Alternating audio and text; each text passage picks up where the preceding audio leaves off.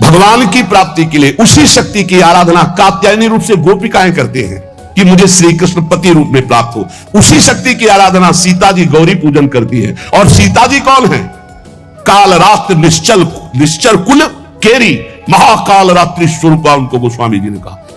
काल रात्रि निश्चर कुल केरी, जही सीता पर प्रीति घरेरी। ये नहीं समझ रहा रावण की साक्षात इसका काल पधारा है। एक काल रात्रि महाशक्ति स्वरूप चाट जाएंगे, कुछ नहीं बचेगा लंका में। ये दुष्ट जिनके प्रति विरोध भाव कर रहा है कौन है? वही गौरी है और वही गोरी है, वही महाशक्ति है और वही सीता जी है। अब आप समझिए, आदि शक्ति जय जग उपजाया, सीता जी गौरी पूजन कर रहे हैं। गौरी जी हंसी माल मूर्ति मुस्कानी, जाओ मनुजा हिराच्यो मिली सोबर साध सुंदर साव। तो सीता जी कौन है? मनुष्य रूपा को भगवान राम कह रहे। आदि शक्ति जय जग उपजाया, सो अवतरी मोरिया माया। अरे कोई भेद नहीं, कहीं भेद नहीं। पर जब लीला की बात करेंगे तब लीला में भेद दिखाई दे रहा है कि सीता जी गौरी जी का पूजन कर रहे हैं, उनसे वरदान प्राप्त कर रही है। और भगवान प्रिया सती को संशय हो जाता है। लीला भेद देखो कि ये राम जी कैसे सच्चिदानंद में, जब हे खग हे मृग हे मधुकर्षणी, पूरा प्रसंग पढ़ करके देखो आप। और है कौन? या देवी सर्वभूतेषु बुद्धि रूपेण संस्थिता। जब लीला में देखोगे तो तत्व की बात भूलना पड़ेगा, तभी स्वाद आएगा। और जब तत्व देखोगे तो शांत रस आएगा। ये दास्य वात्सल्य सख्य, ये रसों का स्वाद नहीं मिल पाएगा। उसमें एक ही तत्व है, तो बस समझ में आ रहा है वही तत्व है। जब लीला में देखोगे तो आपको वही तत्व परशुराम है, वही तत्व राम जी है। लेकिन राम जी के आगे परशुराम जी घुटने टेक कर जय जय जय रघुकुल केतु, भृगुपति गए तपहि बने हेतु। ये समझना होगा। ये जो आजकल के नए बच्चे ना, ये तर्क वितर्क शुरू कर देते हैं। लीला में तर्क वितर्क नहीं होता है, तत्व में एक ही वस्तु है। तत्व की जब बात करोगे तो आप क्या समझते हो? कितने दिन से तुम दुर्गा जी की उपासना करते हो? बचपन से आराधना, और पूरी अम्मा मान के, पूरी जैसे अपनी अम्मा, पूरा आसक्ति अम्मा, आद्या शक्ति दुर्गा, और पिता भगवान शिव। तुम समझते नहीं हो, जहां हमें भेजा है उस तत्व को, जो समझाया उस तत्व से बोल रहे। तुम उसको दो पक्ष में ले रहे हो। तुम्हारे को क्या पता कि महादेव जी मुझे कितना प्यार करते हैं, भगवती कितना प्यार करती है, हम भगवती अम्बा और महादेव जी से कितना प्यार करते हैं।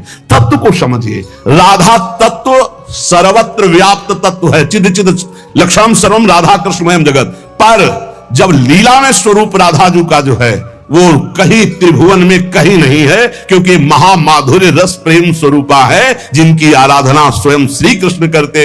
और जिन श्री कृष्ण की आराधना भगवान शंकर, शनकादि, ब्रह्मादि सब करते। ये हमारे उपास्य देव है। और जब आप अपने उपास्य देव के विषय में जैसे बोले कि श्री कृष्ण जिनके सेवक हैं ऐसे महादेव, कोई परेशानी नहीं। श्री कृष्ण जिनके सेवक हैं ऐसे महादेव, क्योंकि हमें पता है कि तुम जो बोल रहे हो वो सत्य बोल रहे हो, क्योंकि वैसे ही उस तत्व को देखा जाता है। ये तत्व है ही ऐसा कि हम जिस भावना से जैसे देखें वैसे दिखाई देगा। जब हम गणेश स्तोत्र पढ़ते हैं तो सब कुछ गणेश जी बने हुए हैं।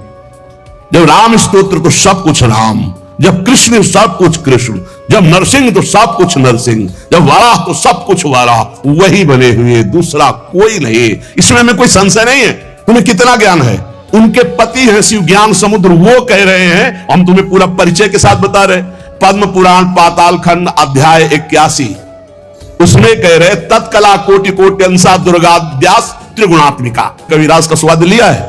रास का स्वाद लेना है तो ब्रज रस में। इसी यही तो वृंदावन की लीला, मत समझो गुरु को चीला। यहाँ ऋषि मुनि गए हार जपे जा राधे राधे, ऋषि मुनि गए हार जपे जा राधे राधे। प्रियालाल है प्रियालाल। अगर हम जो बोलते हैं उसकी बात को समझ लेना। कहे तो कहां प्रमाण है? तो हमारी छाती प्रमाण है। खिलवाड़ मत समझना।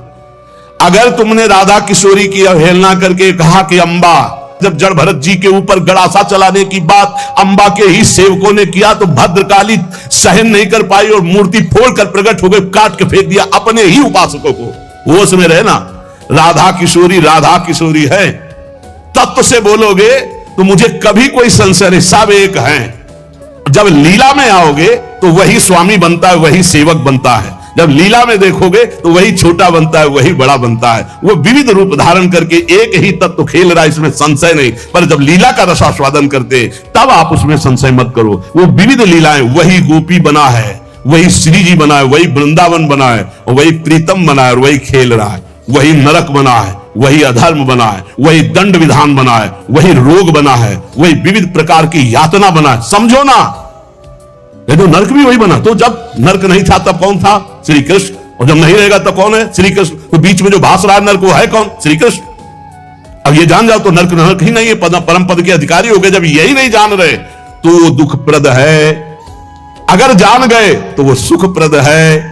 अगर जानकारी का भी विस्मरण हो गया और सच्चिदानंद में स्थित, तो आप ही वो हो, जानत तुम्हें हो जाए। तुम भी वही हो जो शिव, जो कृष्ण। जब तत्व में आओगे तो तुम भी वही हो, कोई किंचन मात्र अंतर नहीं। वही एक परमात्मा तत्व विविध रूप में खेल रहा। चिद चिद लक्षणम सर्वम राधा कृष्णमयम जगत ईशावास्यमिदं सर्वम यत् किंचे जगत्याम जगत। और सच्ची मानो बिना भजन के समझ नहीं सकते रे। हमारी भाषा समझ ले।